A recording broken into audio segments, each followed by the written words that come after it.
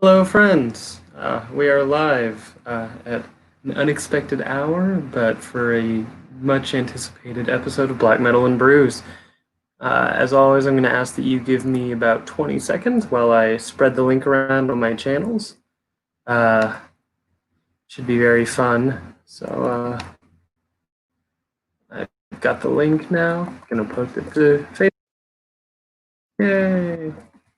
I'm going to post it to Twitter.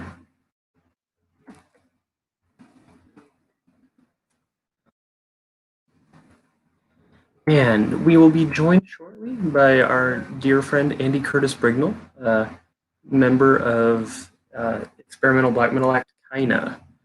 Very, very excited to be joined by him and to talk about his career in music at this point. It's been about 15 years since first exposed to his art, and it still rips, although it's changed a lot. As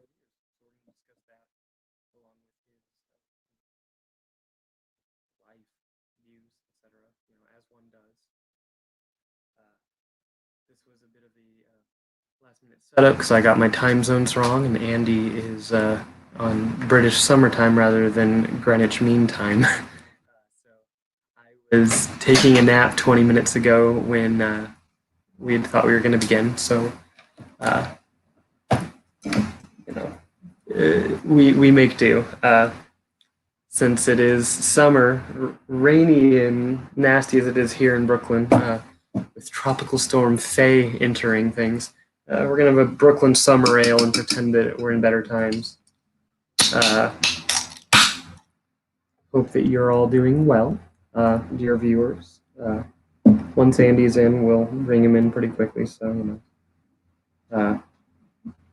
thanks for dealing with just me on my own as if it were the good old days. I don't have any tapes to play for you, just beer to drink and soon a lovely guest to interview.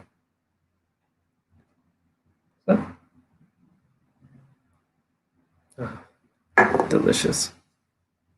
As always, drinking with my best buddy Howard, and geeking out about heavy music, things that I loved to do with him when he was alive, and things I love to do with him even now. And it looks like our friend Andy is here, so I hope you'll all join me in welcoming Andy Curtis Brignall to chat. Hello, Andy. Hello. Can you hear me okay and everything? I sure can. You look wonderful. You sound wonderful. It's great to see you. You look beautiful as always, Ben. How are you doing? I'm doing okay. I thought a special occasion. I just got myself this brand new shirt, and I thought, oh, what better? This is a birthday gift to myself. And I was like, where do I talk to Andy? I'm wearing a shirt so old that this used to be like bright red. So, yeah, I've got something like that. That is a nice one. Yeah. Well, I'm sorry? Sorry, excuse me. It's got some bubbles there. That'll happen when we're drinking. What are you drinking? What am I drinking? I'm drinking Beavertown Gamma Ray. This. Oh, that's cool. I'm a sucker for the little guys there. That's great. No, it's one they have randomly in all the supermarkets here, but it's really nice. It's just a really nice, really really drinkable, really soda-y kind of IPA. Like not too much effort. Like that's the thing. I don't have a very sophisticated palate, so. I think there's a false, foolish notion that you have to be some sort of gourmand to appreciate beer. It's like, no, if you think something tastes good, then it's fucking valid. I mean, I've just got a standard. This is the Brooklyn Summer Ale. Which summer ale. Oh, I love the summer ale. It's so nice. There's like a discount store just around the corner from the flat that sells that for 75 pence a can. So it's 75 cents a can, which is pretty good. Yeah, no, it's great. It's affordable. It's a little sweet, but it's not like sugar. So I don't soda pop beer. Like I'm kind of. But anyway, where do you want to start? Where do we start? It's so Yeah, much. and there's so many places to start, and I mean, I've been thinking a lot about that. Like, I made a few notes in my phone. I mean, so for people watching, I guess we should put out a disclaimer.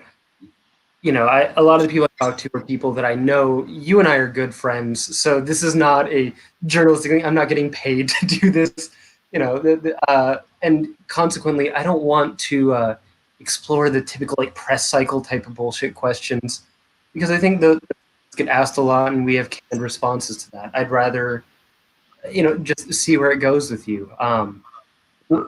The one thing that came to mind instantly, I've been examining your back catalog for the last few days, which is something I enjoy doing anyway. That's not it's not just research; it's also me having fun.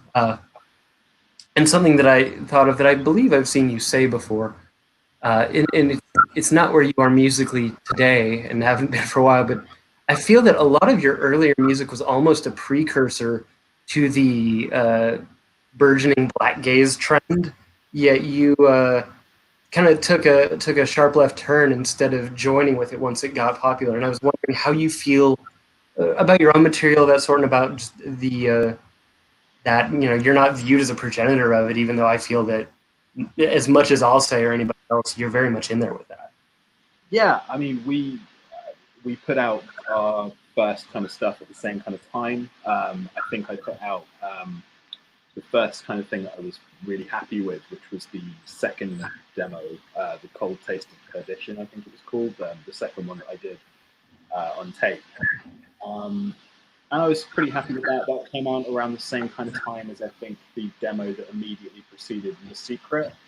Mm-hmm. The Secret, or whatever.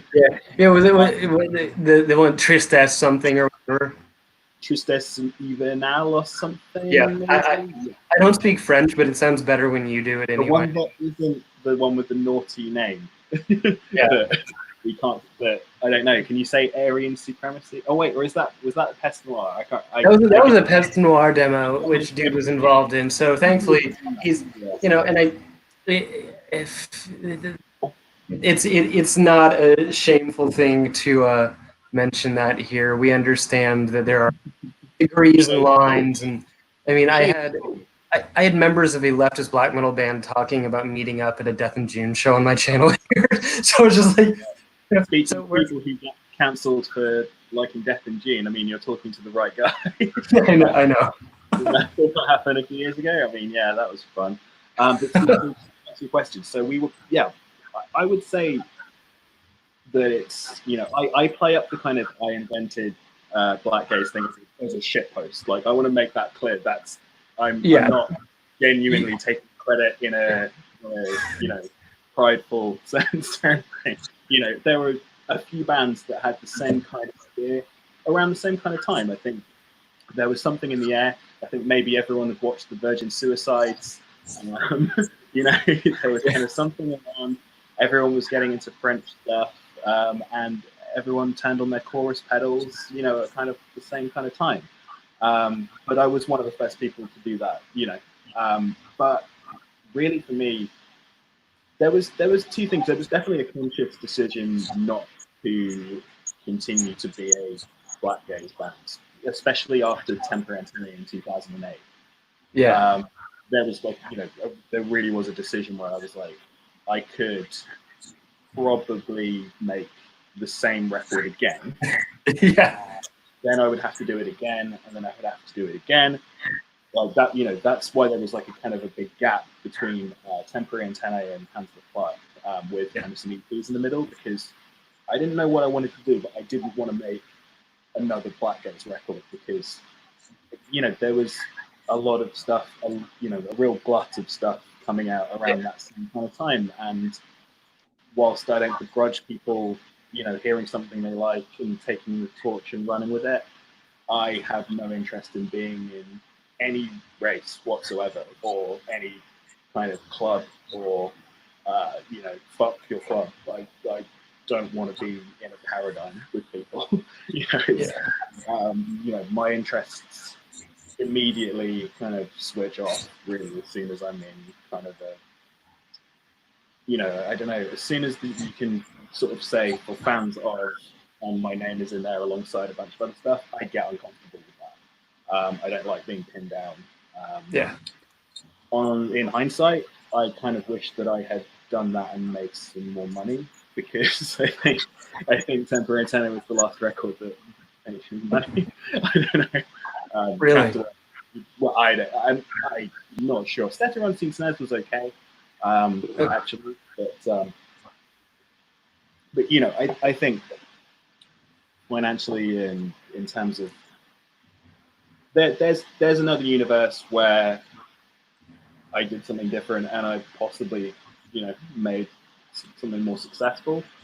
But at the end of the day, it depends how you measure success, and it depends how you kind of think about your own career. I think, and how, like, the things that I Yeah. value aren't really connected to how many people buy something, and that's really easy to say when people don't buy your shit.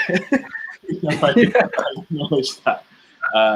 But it's true. You know, I have to tell the truth that it's about my own personal satisfaction, and it's about doing something different every time, because otherwise Of course. I I I can understand it being fun being in a band that, you know, has like a sound, like a very specific, like, you know, a riff structure that is your band's. Or I Yeah. get the appeal, but the idea of that makes me want to kill myself. Like, the idea of just like, you know, we have a formula, we do X, Y, Z, and I think again that goes back to, you know, I was one of the first people to do something like Black Gaze or whatever you close, black metal or whatever you want to call it. But I think it was, you know, very much like I had it and moved through it, and hopefully influenced some good bands and probably some shit bands, probably some bands that don't even remember I exist. Yeah. So, you know, so there we go. No, no, but that makes sense. You know, I think you mentioned bands that kind of do the same thing, and I think that that's much more for bands who thrive in the live arena. Like if you're Dysphere, you know, it's like, well, yeah, of course, you want your show to be about that thing, and you're not really looking at kind of as a band that is creating songs to play live. Sometimes you play live to showcase the songs that you've written, which is, you know, it's a different purpose, no more or less noble. Just, you know, it's what you're doing. I think because you often explore things in the home and on your own, really, before you have to give them away and share them with the world, it does give you more of a sense of, well, what, you know, what is this worth to me? Um, and that's interesting. I was listening to your most recent release today, the Dreaming in Curses, is it called? Oh, Uh, yeah. you Yeah, I know, put out and that piece, you know, kind of together, throughout quarantine. Yeah, yeah, but I think that was the last one. uh, and you know, and I was noticing there the, you know, as you commented on kind of the influence of video game soundtracks, and uh, you know, it interestingly, I saw a tweet floating around, or maybe it wasn't even a tweet, I don't know, the last few months that it made me think of, which is that, you know, you never thought that NPC dialogue in video games was realistic until you realize that everybody now is talking about. So what about big world problem? It's like, yeah, that actually is it. Like RPG dialogue from the '90s is oddly accurate Yeah, now. we are living in one of the cheesiest possible dystopian fantasies. You know, like, this is like Deus Ex, like, but like pre-alpha. You know, kind of like before they saw. You know, our reality can't cope with how fucking dumb everything is at the moment, Yeah, and how backwards everything is. I think that video games are kind of feeling more, a lot for a lot of people, are making people feel more grounded. We're kind of yeah, losing ourselves in the simulation, and certainly that's been the case for me. That's been my escape throughout same. process. Uh, I mean, I know that both of us, you know, really long time video game fans and stuff. Things. Yeah, But yeah, this whole experience has really intensified that a lot, and I think it's naturally seeps into the stuff that I've been making. I think I've kind of processed that. I'm working on a new kind of proper album now because it's weird. Even if like it doesn't seem like it, that I do divide my catalog quite distinctly to like the full length to kind of serious, sincere exploration of an idea, whereas EPs and stuff I can kind of explore and you know Yeah. a little bit more fun. But really, that Dreaming Curses thing is just I was playing loads of Wipeout and loads of racing games and stuff Yeah. really late at night, really stoned, and there's a kind of liminal quality to that kind of you've got the motion blur going on and but it's there's something very comforting to me. I think Wipeout was like one of the first games I ever got in '95 from PlayStation or something. So that's just a real like those kind of polygonal visuals with like, really sparse beats and stuff. So that's my comfort zone. you know? Yeah. A lot of Final Fantasy and stuff like that as well. Where Of again, course. it's amazing. And my favorite series is Castlevania, which has just like some, I think, along with Silent Hill, has my favorite music is in the Castlevania series. Like I have to resist like ripping off the Symphony of the Night soundtrack all the time because there's so many Yeah. parts of slap. Um, but yeah, my stuff's very much influenced by everything in my environment, and I'm for better or worse, I'm a real sponge. Um, like you hear Christ clad in white phosphorus was basically written because they were knocking down every single building around me. Like I couldn't. Like we had this really crazy year where there was just construction constantly, like 24 hours a day. Oh Jesus. Yeah, and so I just had drills and earth movers and fucking plant machinery just in my head, and so I just stuck my recorder out of the fucking window and was just like, right, play on my album now, you fuckers. So they ended up on the record. So I'm very literal in that I'm for better or worse. I don't have much of a filter, so if I'm playing a lot of video games, I'm going to interpret that have some weird dreams and then make a bunch of weird video game music. That's kind of it. No, but that's, I mean, it makes sense. And I like that you're not just taking general influence, but actually incorporating, the influences into the pieces you make. And just a quick aside, I'm hearing your mic sounds a little distant. I don't know if it's just what you're working with or I'm a fan as well. Yeah, I have a feeling this mic is probably not great. How's that? much better. I don't know what changed, but it sounded like every time you'd speak, there'd be a little with what your speech. Fan, I'm sorry about that. No, it's totally fine. I can hear you all right. I just was, I've been kind of doing a little bit of this, and with, it's interesting that you mentioned like the recording machinery and stuff, because I wanted to then talk about industrial music as a broader thing with you. I mean, obviously we have a shared love of the band Coil and certain other strange innovators in the genre. I don't know as much about the straightforward stuff.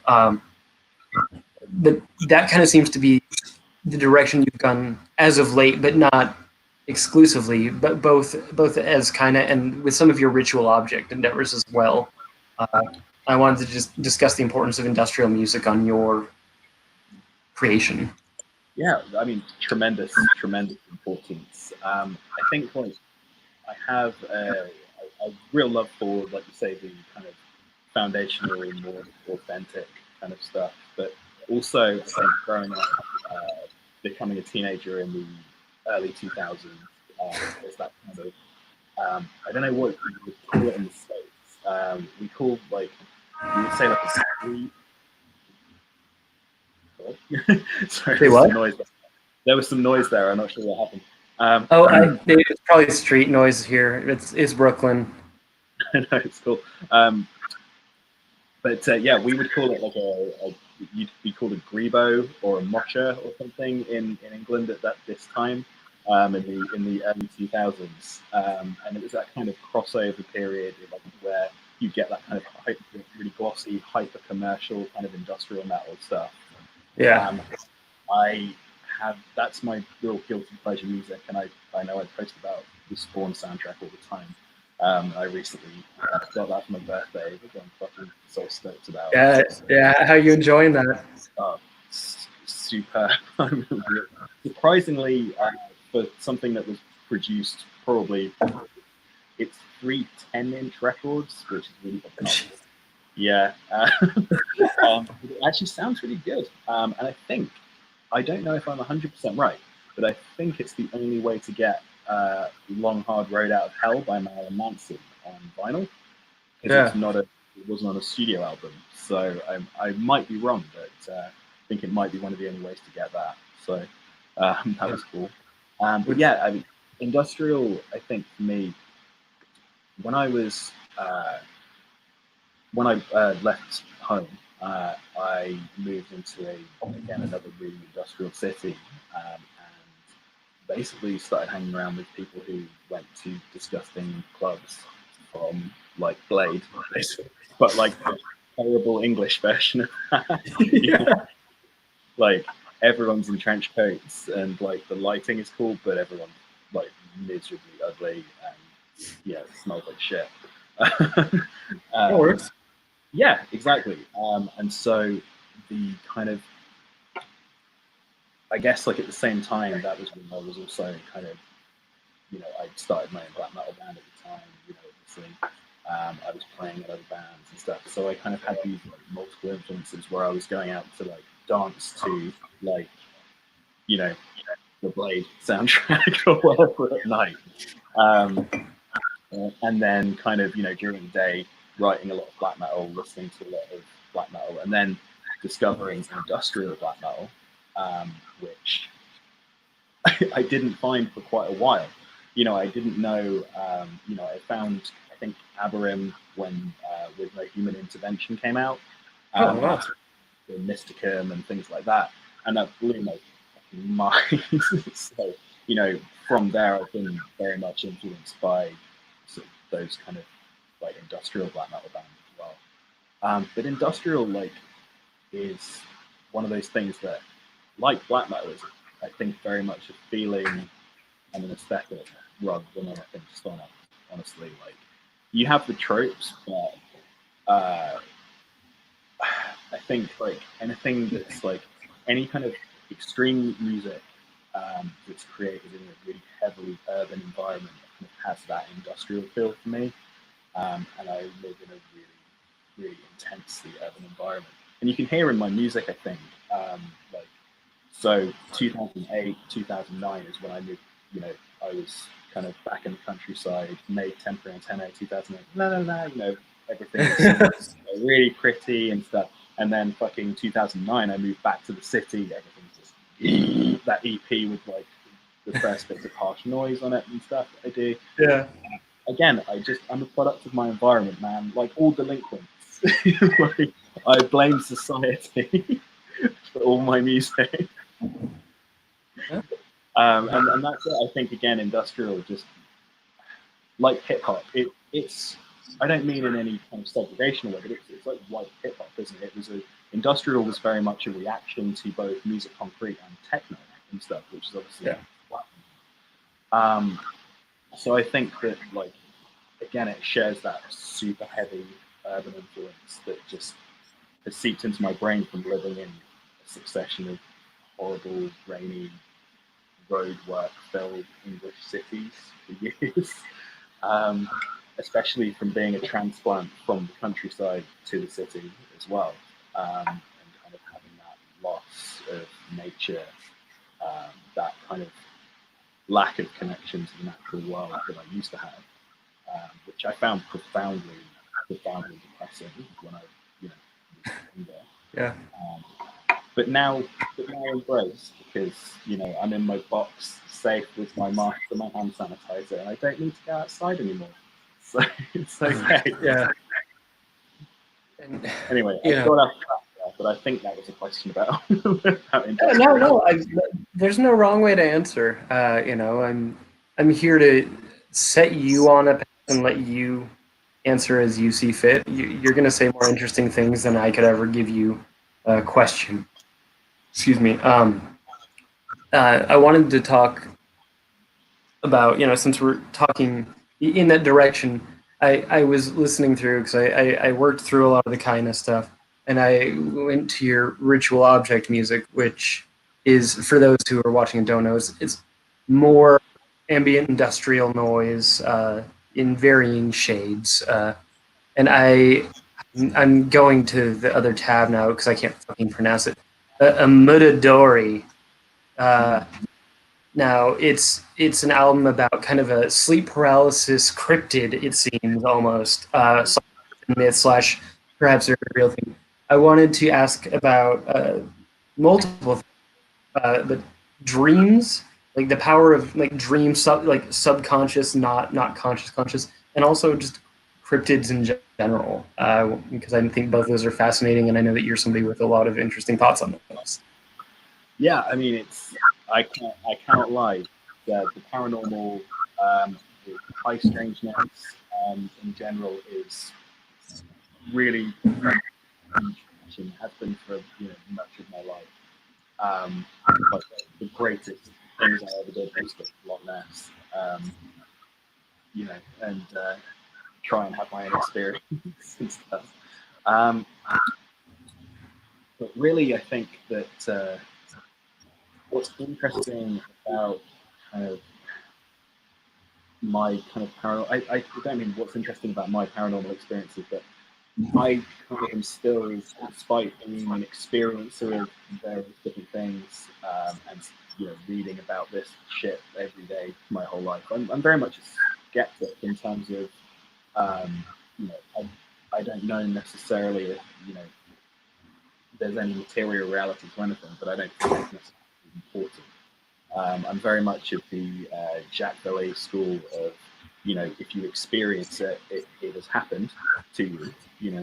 As long as you're not just making something up for shits and giggles, if you sincerely experience something, then that thing happened. Whether that thing happened in external reality or just your internal reality, who gives a shit? What's the difference? They're both reality.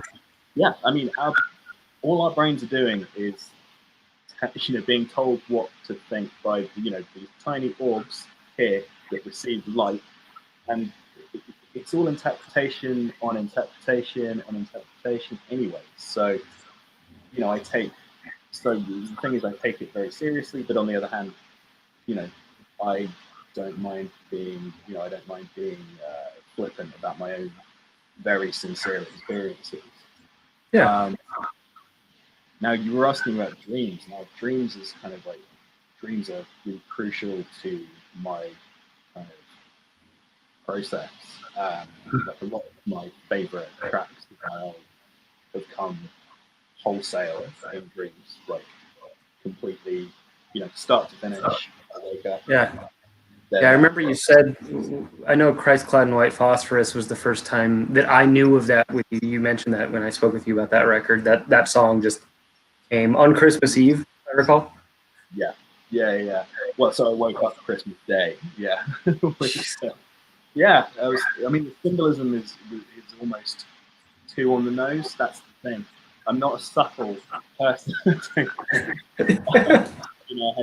dream itself. So I think the track was underneath everything, but again, it was very literal. Basically, I was on viewers of a hellish battlefield, just horrendous, like modern battlefield, rockets and air bursting missiles.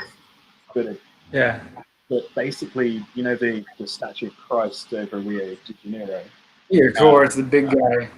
Basically that, but like 1,000 feet tall, just moving throughout this battlefield, just mowing people up. Basically, just like they were, bits of mints, kind of, and like basically lasering everything. So like Christzilla, I guess. It was the most unsubtle dream, but it had the song underneath it. The song was there. I woke up with it in my head. I recorded it in about an hour. When it was done. And that's the most extreme kind of example. Um, but a lot of the ritual object stuff um, has come from very, very vivid dreams. I mean, Amutadori is about sleep paralysis, and it's very much just a direct translation of like the kind of endless suffocating feeling of sleep paralysis. Yeah. And the reason a lot of the ritual object stuff is about dreams and sleep is because the project was created for me to fall asleep to. Like that first album, Yeah. it was because I couldn't find anything to fall asleep to that I liked. Because I mean, not that I liked, but I basically would have Stars of the Lid album just over and over again, and stuff. But Brian Eno and stuff. But been doing that for 20 years. So I was just like, I've run out of stuff that I want to sleep to, so I'm going to make my own. So that's why I made that first album. And so after that, I kind of kept the theme a little bit until Uncontact, which was just about a really vivid dream I had about me and me and my wife. Her favorite movie is Cannibal Holocaust, and we watched it all the time. And I had a really particularly vivid dream about being eaten alive, but it was really positive. So it was like a really beautiful dream. Yeah. I don't know. And so I came out of that making that record in about a day. Um, and I don't really see any real difference between being inspired in dreams and actively sitting down and creating, because I think it's the more I kind of read and the more I experience and the kind of older I get, I guess I just don't really feel like there's much of a difference between anything anymore. It's like the normal, the paranormal, dreams. Like we say, it's all the stimulus that that makes you who you are and influences what you do. So it's all as important or unimportant to each other. So I don't really beat myself up about the creative process anymore. I'm just happy to be able to kind of get inspired and stuff. It doesn't have to. Don't get me wrong. I have to work for most of it. I mean, Gentle Illness. None of that was kind of divinely inspired, from Head of Zeus or anything. That record was written like in my head on the plane ride back from recording C Word 3, because I was just like, I'm fucked. Yeah. I want the plane to crash. That's I was like. So I sat back and was like, let's write an album in my head instead. Instead of fantasizing about being in a plane crash because you're fucking miserable. So I said, that was that. That was my plane ride album. but the actual execution of that took a long time. There's quite a lot of complex. That's the most complex album, instrumentally speaking, I think I've done in a long while. Yeah.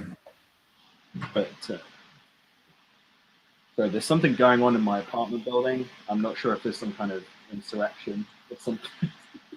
I mean, we haven't had our new problem in July yet, so who knows?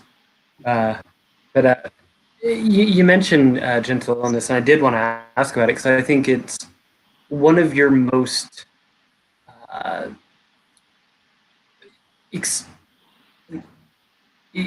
bizarre, twisting sort of albums. There's a lot of, like a song is here, and then you'll go down like an entirely different corridor for a while, and it's interesting to me in ways. I'm not often used to single artist projects doing this unless it's like somebody like a Devin Townsend or a Trent Reznor, where they're just known for the excess and going all sorts of directions almost on purpose. And what was the creation process of these songs like for you? Because it is so not meandering in the Lost sort of way, but you had a lot of ground to cover. It's very clear that you had a lot to say with this record. Yeah, no, I know what you mean by meandering in a kind of. I would say that my previous material was kind of, some of it had a kind of question quality and that it would build and stuff, but really it was kind of an A, B, C, A kind of done kind of thing for the most part, you know. But there would still be, I think, I would still play around that genre a lot. But you're right in that gentleness is compositionally most out of my comfort zone thing ever. And the reason is because I'd had 2 weeks, you know, or a week or whatever, 10 days of Kurt Ballou dissecting my songwriting process. Now that was a fucking amazing thing to have happen. You know, I wouldn't trade that experience for the world, even though it was unbearably stressful. Oh, I can't imagine. But I came out of that kind of feeling a little bit ashamed of some of the lazy instrumentation choices I've made on that record and some of my other material. And it's not that I don't think of myself as a technical musician, Right. but I like to think that if I can think of something, I can play it. You know, if I can think of an idea that I like, I can play it. You know, I don't like ridiculous tech death and stuff like that, so that's okay. But I realized that I was kind of relying a lot on, okay, I can easily play this, whereas gentle illness is like, no, I'm gonna make you fucking work this time. You know? I wanted to work hard. I think I came out of the positive thing that came out of making C Word 3 was I came out wanting to fucking like get some shit out of my system and continue. You know, I also really enjoy the studio atmosphere. If I could, I would live at God City Studios, make records 9-10 hours a day forever. You know, that wasn't the problem. You know? So I came out of that just really feeling a lot more disciplined about wanting to play better and wanting to go. You know, the piano stuff on there is going back to, you know, things that I previously but not really kept up. You know, there used to be a lot more piano and kind of stuff, and then it dropped out. And I was like, okay, well, we're going to bring that back, but we're going to really go for it. And I don't know why. I think maybe I felt like coming out of a record that was made by so many people that I still listened a lot of. Yeah. And I didn't feel like I had a lot of control over it. The power dynamic there was so strange, for a lot of reasons, that maybe I just felt like I had something to prove, you know? I think that maybe that's it. But also, I had something to say in terms of my lyrics and stuff, which I sometimes struggle with. You know, I have to write stories to kind of get lyrics out. Like Statue of Unseen Snares is a story because I didn't have angry shit I wanted to say. You know, I needed to have a reason to shout something. Whereas Gentle Illness, I had stuff I wanted to say. I had shit I needed to get out. And I had the question that was really on my mind for the last few years, which is after having sort of some really catastrophic breakdowns, but also sort of an uptick in the experiences of the shit. You know, I became curious as to, you know, whether or not, you know, because I became sort of mentally ill in my early teens. And I had my UFO experience when I was like 10 years old, maybe 9 years old. And so my kind of question is, did the chicken do the egg or did the egg do the chicken, you know? Yeah. And that question rolled around in my brain for so long that that question itself drove me fucking crazy for a bit. Like, I don't know how to, because I had, you know, we had a number of paranormal experiences after that my parents were involved with, that I talked about. Because the thing is, I talked, it's a long story, and I talked at length about it on the Death Sentence podcast. Yes. Like, because that was specifically like about that. And I don't want to retread the same ground entirely, but my parents were involved. This is confirmed shit that I didn't make up, you know? But well, you shouldn't have to feel like you need to defend that. You know, your own experience is valid without. It makes me feel better that it's like So the UFO thing was that I was on a cricket pitch with like 25 other people who saw it, looked up, went, oh, and then got back on with their lives. Whereas, like, I look up, see this thing, and it feels like, it basically feels like it destroyed my life. It feels like it did something to my fucking brain. And I'm hesitant to continue in that vein in, in hope of not sounding like, complete David Icke, whatever it is. I don't think that UFOs have anything to do with biological life forms in our universe. I don't think they're aliens. I don't think that they're travelers of any sort. Okay. I think that all paranormal phenomena is the same thing, really. It's an extending thing, like as I say in, I think it's Contact Ecop, it's an extending finger of something that we cannot process or exist to us. So beyond that, I think everything else is speculation. And do you think that? Do you think the sort of psychic trauma of those experiences it contributes to the very mental illness that you seek to catalog? That was my question. That's the question of what I was really trying to explore by writing the lyrics specifically for that record. And that's why the music is so labyrinthine and goes back on itself and goes off on weird tangents, because it's like, I think it very much mirrors the process of me trying to work out what the fuck was going on in my life. Because as I was writing it, it was when I was about to become a father. I had a huge amount more responsibility, and I felt like, having done like a bunch of therapy and still not feeling amazing, I felt like I had a responsibility to try and do some personal exploration and trying to figure out somewhat what was going on.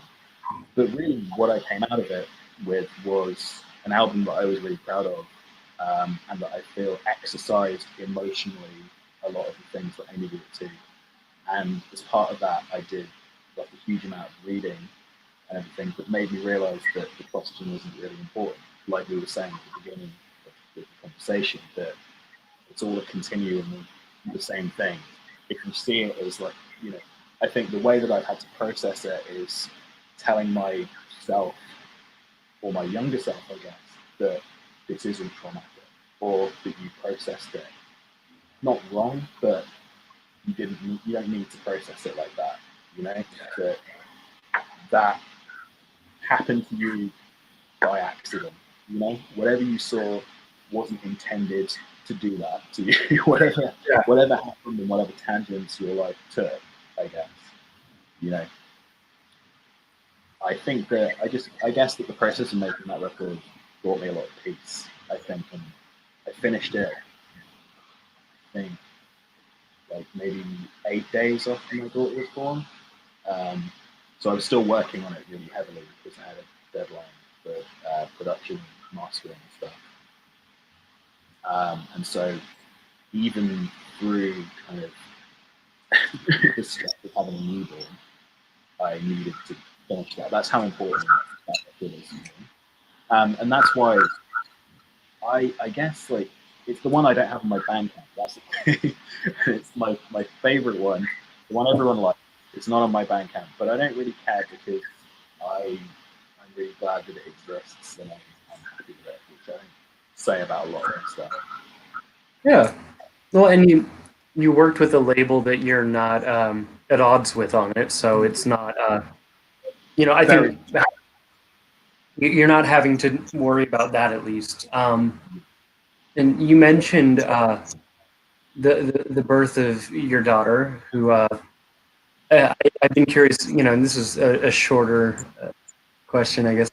You mentioned that her favorite music for you to play and write is the really fast, really fucked up kind. So are you now forced out of writing pretty music because your daughter needs you to write more aggressive songs? This is the problem. Is the new record is like pretty. It's pretty. It's happening. It's in motion.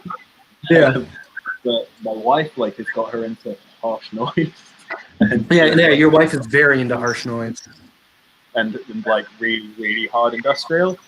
Yes. So, the problem is that during the day, I just want to listen to like Marvin Gaye or some jazz, or like I listen primarily to stuff that makes me feel nice now. Like music was my place of work and my place of trauma and my place of abuse and everything for a long time, and I did that, and it's okay. Like I'm at terms with it, but I mostly just listen to shit that makes my ears go.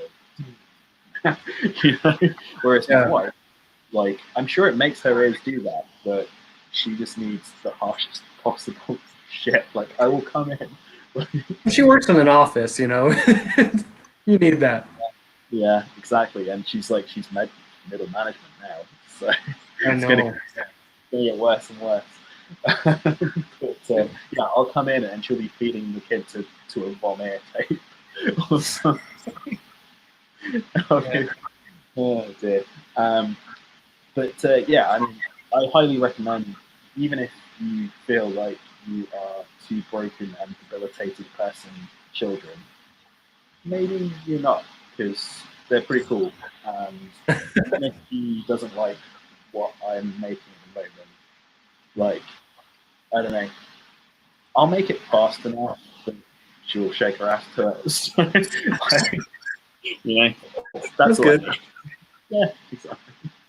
Well, there you go. I mean, so you've already got the approval in home then. I don't know, my That's wife good. thinks I'm too wussy, I think. Yeah. Well, you're just gonna need to put out like a 45-minute piece of unmoving static for her as a Yeah. gift of your The undying only adoration. the only thing she liked recently was the harsh noise track on that What After EP. She was like, "Oh, that's nice. I like that." But that's the first thing she said about my music in like a year. Because I was like, "Oh, there might be something you like on this one." Jeez. Really hard to please, man. I like that. If I mean, for one, I obviously she's a friend of mine too. I adore her. But I also I really appreciate. I mean that's anything that flies in the face of like that stale as girlfriend metal trope about how the women want the pretty stuff. It's like no, that's not your gender has no bearing on what you enjoy, and I think it's absurd. But I love that your wife is so harsh. Yeah, Like we're the it's wimps. not reflected in her personality at all. That's I don't know. Whereas Yeah. I'm actually really abrasive a lot of the time, but I simply just listen to smooth jazz. So Yeah, um, no, and you made me a mix with the mountain goats today, and yeah, talked to. there's definitely no other reason why that band is on there at all. Yeah. um, You yeah. said not continuing to speak about that. No, But no reason to yeah, I mean, again, going back to Gentle Illness, I think there's a huge jazz influence there as well. Again, like for better or worse, I just repeat back through a weird turd filter, whatever I like at the current moment, really.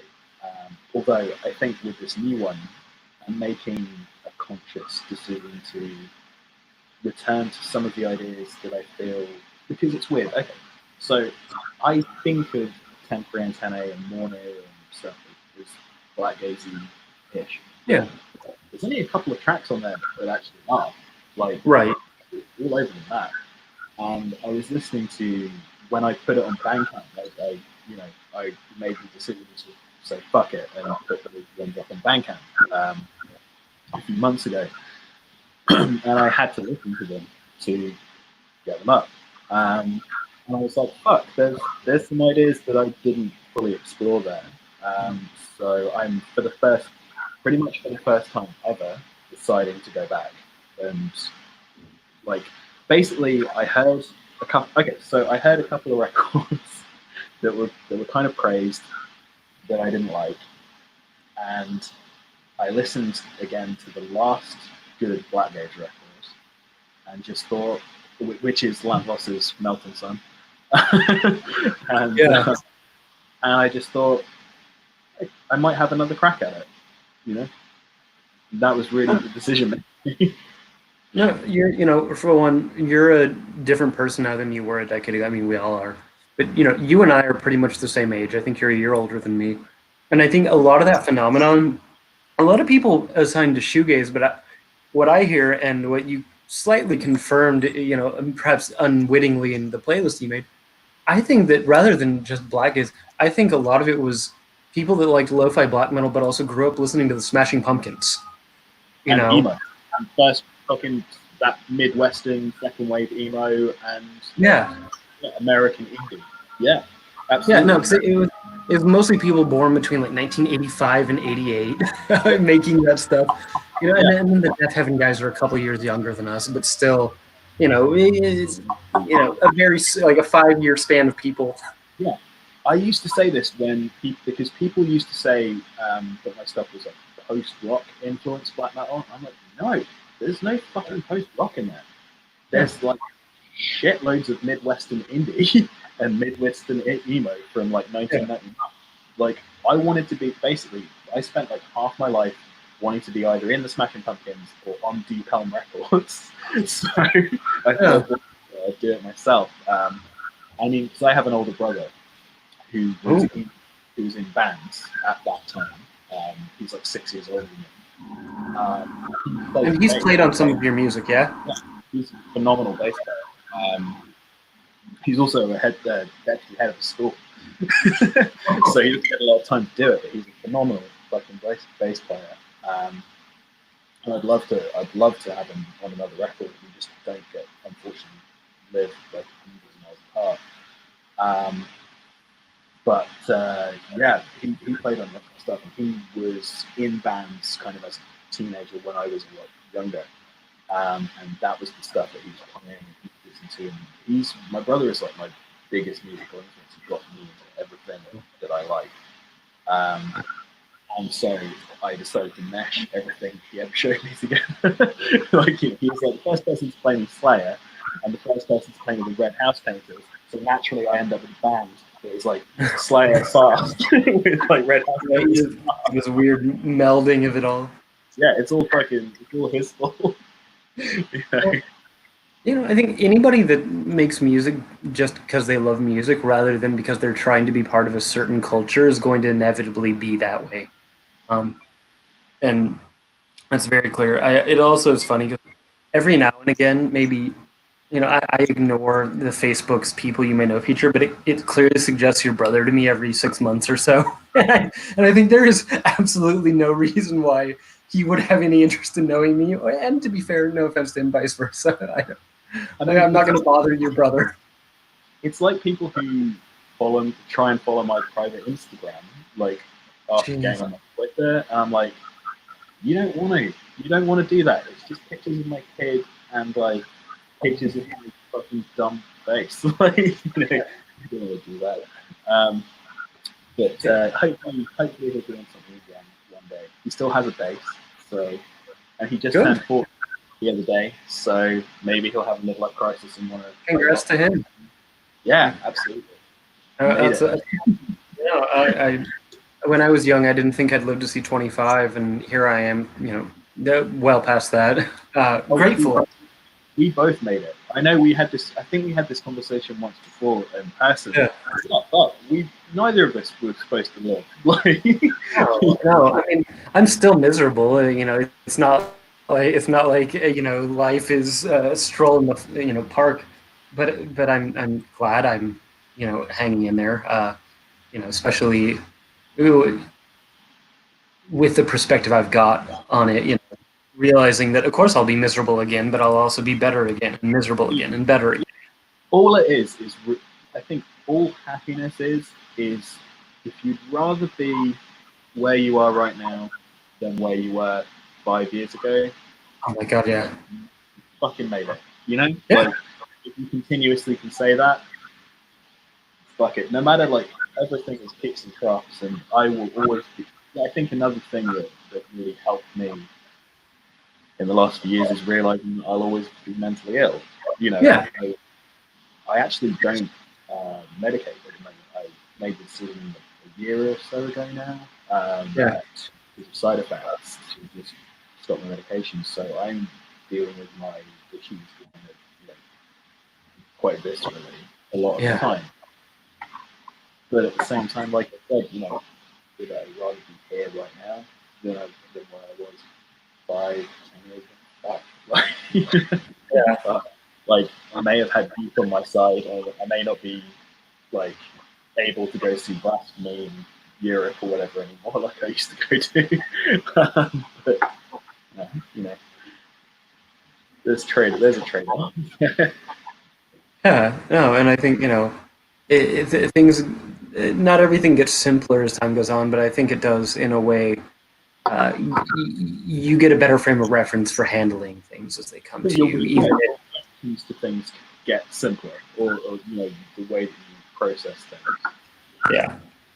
And I know that you're not long on time. Thank you for bearing with me here. No, we're good. I think we hit good stuff. I mean, we talked for ages because I haven't caught up with you in forever. We should do this like properly again soon.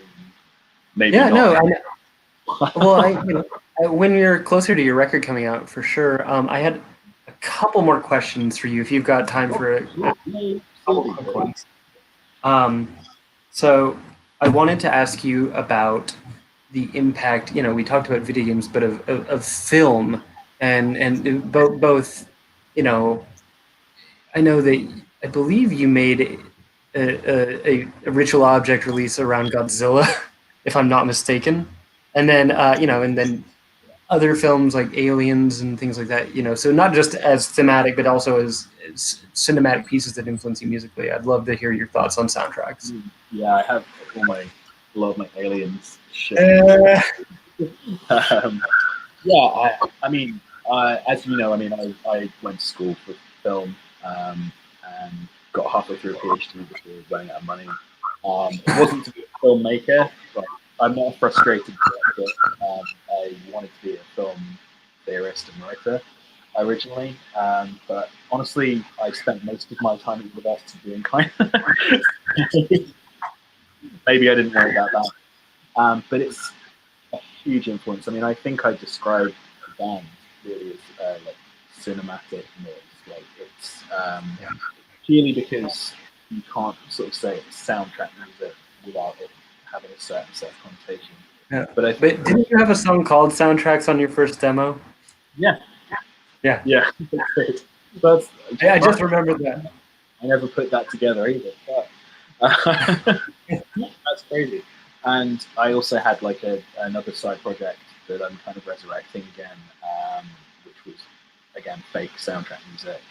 Um, film is kind of it's almost impossible to convey how important it is to me in terms of I could probably, if films were still allowed to have music, I could probably live without albums and music if I could still have movies. But also because I'm just a visual thinker. Like we were talking about dreams and things. It's things pop into my head like poster board panoramas. I don't kind of think in stages or anything. It would just be like I won't have it. The problem is I get writer's block terribly, like really badly.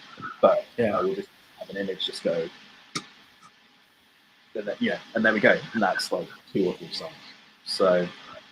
But in terms of the impact of kind of film on my life, I think that there's a certain way of like looking at things as texts that has warped the way I think about art in general. But I think happens to a lot of people who do humanities degrees anyway, and do postgraduate work in humanities. But I think like the ability to think about abstract concepts, like as I say, very starkly visually, very quickly. I think that's really helped. But in terms of just like the aesthetics and stuff, I mean, I wouldn't say there's like too much that I directly translate, but I always try and, I guess, evoke a certain kind of atmosphere in a thing. I have that thing where I always pretend that I don't think riffs are important. Again, that is a joke. Riffs are very important, but atmosphere is Sometimes. extremely important as well. I think like basically my mission statement really with anything I make is if I can make someone feel a fraction of what I feel when there's a shot in Alien, the movie that I've seen 216 times at this counting, named my kids for have on my walls. Um, there's a shot where John Hurt is descending into the smoke-filled egg pit that me just like it's a really widescreen shot. It just kind of again did something to my brain that I just always want to recapture that kind of there's a feeling of like danger and mystery and kind of, but also a sort of womb-like kind of soothing. I don't know, encapsulates everything I like in a single image. Yeah. It kind of Well, because it's got that beauty to it too. Like it shouldn't, but it does. it's that kind of I hesitate to get into the Lovecraft thing because I'm a huge fan, but I know it's not in vogue anymore to get into that without talking about a lot of other stuff. But It's complex. yeah, and I totally acknowledge that. But for me, there's always been a kind of comfort in that sort of cosmic horror kind of thing because like I guess like when I first saw Alien, when I first read Lovecraft and kind of got into that stuff, like for me, it was really people portraying the universe the way that I see it as someone who's neurodivergent and you know has tremendous problems with engaging with the world. Like the world is tremendously hostile to me, and kind of I don't know. There's a kind of comfort in that imagery because it simultaneously reflects the way that I feel about the world, but also is kinder than the world. There are rules in Alien. If you go into the egg pit, you'll get fucked up by the face hugger. you know? Whereas in Yeah. reality, there aren't rules. Everyone behaves like mad people all the time. And I think again, movies just give that sense of comfort and a sense of location in time and space that I generally lack. I Yeah. generally feel quite, or I can often feel kind of disassociated and very dislocated from people and stuff. But I think for a lot of autistic people, I think absorbing pop culture really helps us connect with other people. And I guess that's why I'm my wife has this thing where she calls me human IMDb. She the human IMDb. Yeah, so I know I basically can. I have like a weird thing where I will basically see an actor's face once, and as long as I know their name one time, I will just remember who that actor is forever, regardless of how old they are, young they are, whatever time period. I will just be able to kind of go, oh, that's the guy from that. It's just weird, and my wife kind of just. It's a connection you make. Yeah, it's like an idiot savant kind of thing that I can do. But again, I think like for a lot of autistic people or neurodivergent people, I think immersing yourself in pop culture both can create a sense of safety, in a cocooning way, but also help you relate to other people, which is, why my own work is such a piecemeal of different stuff. Because really, I'm just trying to express myself um, to as many people as possible. Like, I don't have the elitist thing of like my stuff only belongs to a certain audience, or I think I've made it really clear in past political kind of statements that that's not fucking not the case. I think by trying to like assimilate as much different stuff as possible and express myself with it, I'm really because I'm such an introvert, I'm really trying to push tendrils out into the world, I guess, and then just see what sticks and see what works. I'm always really interested after the fact to hear what people like and what people don't like. I don't think about it when I'm making it, but afterwards I'm always really interested in that because it's like, hey, what do you relate to that I've just put out? And I think that's why doing this project is just, I've tried to give it up before when it's got too stressful, but it's just part of who I am. It's part of the way I communicate with the world, really. And I don't know if I can turn it off anymore. It's been 16 years. So, I think that I've come to terms with the fact that I'm just going to keep making records regardless. Yeah, no, it's kind of it's a point of contact for you and those outside of yourself, and I think that's important to have. Especially I had a friend, an autistic friend. I mean, I still have him, but he's when he was younger, like when we were still early 20s, he would struggle to relate to how others felt, and so he would relate it to a cartoon he'd saw because in cartoons the emotions were so outsized that he could say, "Oh, that person is clearly in pain. They're clearly sad or upset." And so eventually he, could use that to clue in on subtler things. But I'd have to say, "Oh, this, if you just say, 'Oh, I don't feel good about this,' there's a whole spectrum of not good." And so learning, it took. For him, his thing was cartoons and anime, both anime and other cartoons, and that helped him learn how people emote, in relatable ways. Not that he was unfeeling or uncaring, quite the opposite, but it just didn't manifest the way it does for other people, and I think that's really cool. Absolutely. Honestly.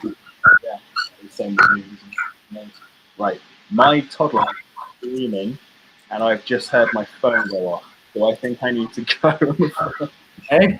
Well, thank you so much for taking the time to be here, and I'll talk to you soon. Thank And you, thanks man. for being here. All right. Take care, Andy. Thank you. All right, folks.